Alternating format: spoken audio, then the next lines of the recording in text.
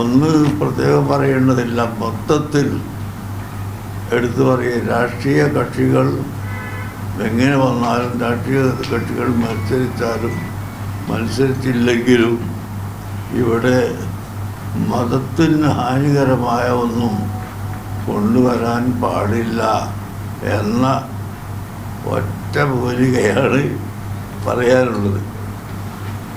മതത്തിന് ഹാനികരമായ ഒന്നും ഒരു രാഷ്ട്രീയക്കാരും കൊണ്ടുവരാൻ പാടില്ല.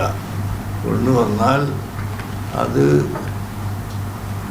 നീതിയുടെയും യുക്തിയുടെയും അടിസ്ഥാനത്തിൽ ചോദ്യം ചെയ്യപ്പെടും.